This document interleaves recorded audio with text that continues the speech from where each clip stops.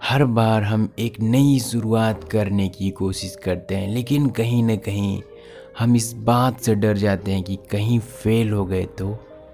बचपन में जिस प्रकार से हम समाज के परिवेश में, समाज के आस-पास रहते हैं, उसी प्रकार से हम हो जाते हैं और हमारा दिमाग, हमारा मस्तिष्क, हमारा स्वभाव उसी प्रकार से ढल जाता है। जब स्कूल में अच्छे नंबर आते थे तब हमें टॉफ़ी मिलती थी, चॉकलेट मिलती थी। लेकिन अगर हम फेल हो जाते हैं, फिर गंदे नंबर आए तो वहाँ पर हमें डाँटा जाता है और इसीलिए हमेशा हम डरे रहते हैं कि कहीं फेल हो गए तो। और बच्चों के मन के अंदर एक डर पैदा हो जाता है और वह सोचते हैं अगर कहीं फेल हो गए तो। इसी चक्कर में नई शुरुआत करने की कोशिश उनकी धीरे धीरे ख़त्म हो जाती है। इससे पहले दोस्तों कि आप इस कहानी के अंदर खो जाए, अभी तक अगर आपने चैनल को सब्सक्राइब नहीं किया है तो इस चैनल को सब्सक्राइब ज़रूर कर देना। एक श्याम नाम का लड़का होता है जो कि अपने ज़िंदगी से बहुत ज़्यादा परेशान हो जाता है और वह जगह जगह नौकरी की तलाश में जाता है।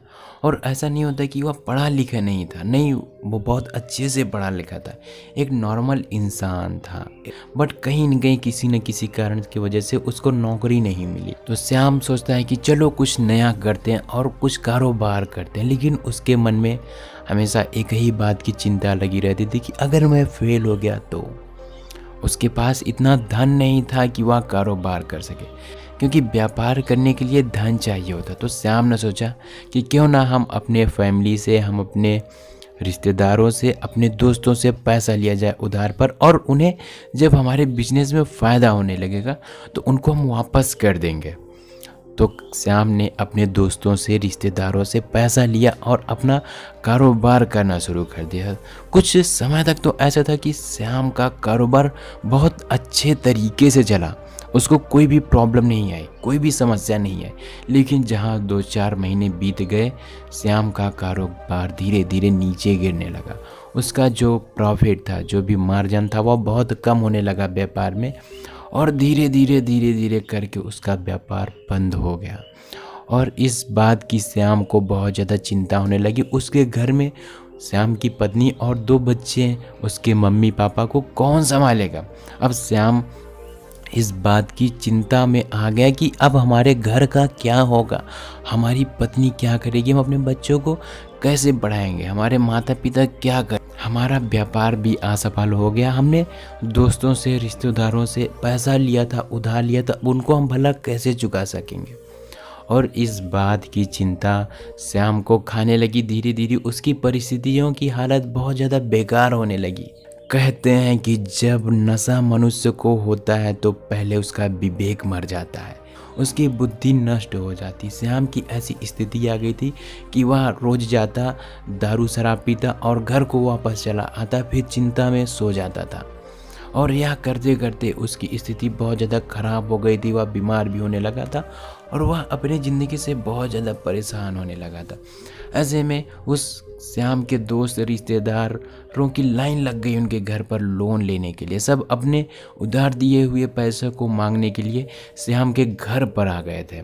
और श्याम इस बात को नहीं सहन कर पाया और उसने सोचा कि अगर हमारी मृत्यु हो जाए, हम अपने आप को फांसी लगा लेते हैं, तो फिर शायद इस समस्या का हल हो जाए। और हमें कोई रास्ता नहीं दिख रहा है, हमें फांसी लगा लेनी चाहिए, तभी हम अपने परिवार को, हम अपने घर वालों को सुख शांति दे सकते हैं।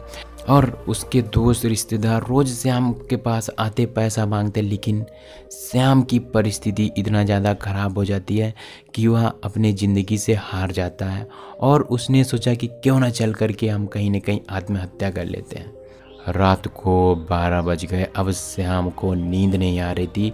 श्याम खड़ा हुआ और देखा अपने बच्चों को, बीवी को, और उसकी आंख से आंसू मानो कि जैसे आंसुओं को। श्याम बहुत ज़्यादा परेशान हो गया था। एक पहाड़ी के पास गया और सोचा कि क्यों ना चल के यहाँ से हम कूद जाते हैं और इन सारे समस्याओं का समाधान हो जाएगा यहाँ से। लेकिन जैसे ही वह श्याम उस पहाड़ी के पास पहुंचा तो देखा कि वहाँ पर एक चिता जल रही थी। उसके पास एक महात्मा होते हैं जो कि बैठ करके देख रहे होते हैं, उस चिता को बड़े ध्यान से देख रहे होते हैं। श्याम ने महात्मा से पूछा, क्या ये आपके बहुत करीबी थे क्या, जिनकी चिता जल रही है और आप उन्हें बैठ करके ध्यान से देख रहे हो? तो महात्मा बोले, नहीं, मैं तो इनको जानता भी नहीं हूँ कि ये कौन है। वह कहते हैं कि इंसान जब तक जीवित रहता है उसको बहुत ज़्यादा पैसा कमाने की तलब लगी रहती है और वह पता नहीं कहाँ कहाँ से पैसा कमाता है। न जाने पैसों के लिए लोग क्या क्या करते हैं, न जाने कौन कौन सी स्थितियों से लोग गुजरते हैं, लेकिन उसके बीच में अपनी आनंद को भूल जाते हैं, अपनी खुशियों को भूल जाते हैं। वह पैसा कमाने के चक्कर अपने माता पिता को भूल जाते हैं पैसा कमाने के चक्कर में, और अंत में क्या होता है, हमारी मृत्यु हो जाती है। इस बात से हमें नहीं पछताना चाहिए कि हमारे साथ क्या हो रहा है क्या नहीं हो रहा है। हमें अपनी ज़िंदगी को एंजॉय करना चाहिए, हमें अपनी ज़िंदगी को आनंदित बनाना चाहिए।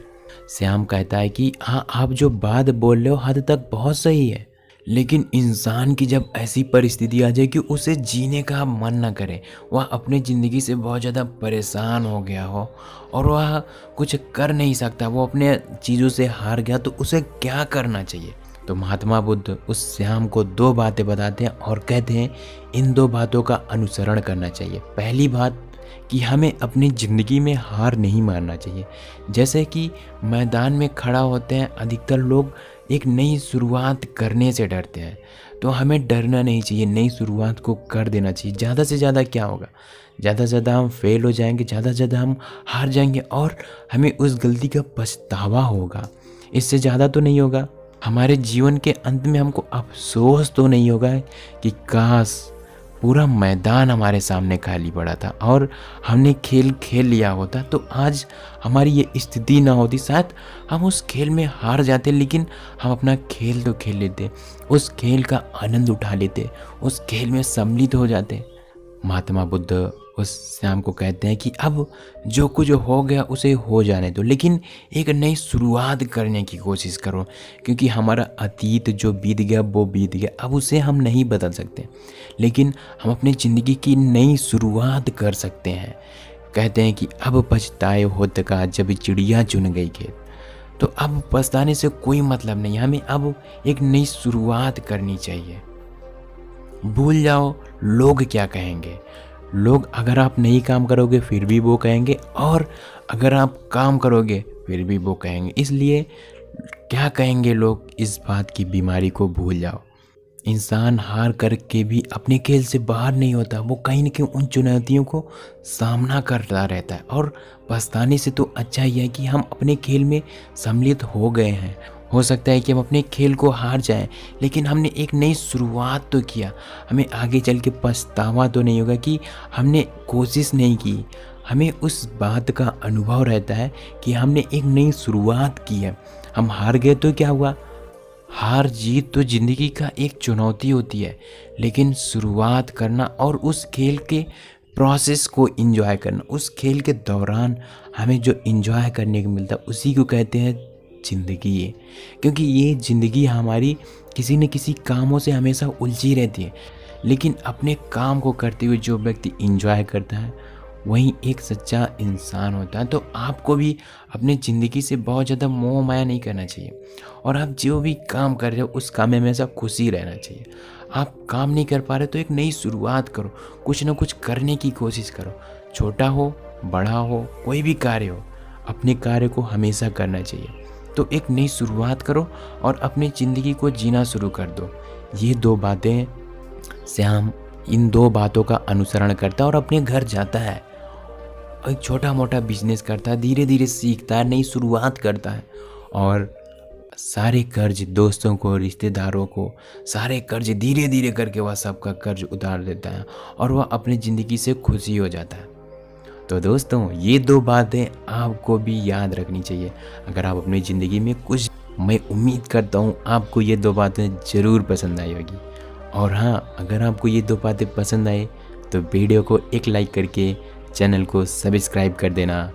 धन्यवाद दोस्तों, मिलते हैं किसी अगले वीडियो में, तब तक के लिए अपना ख्याल रखना।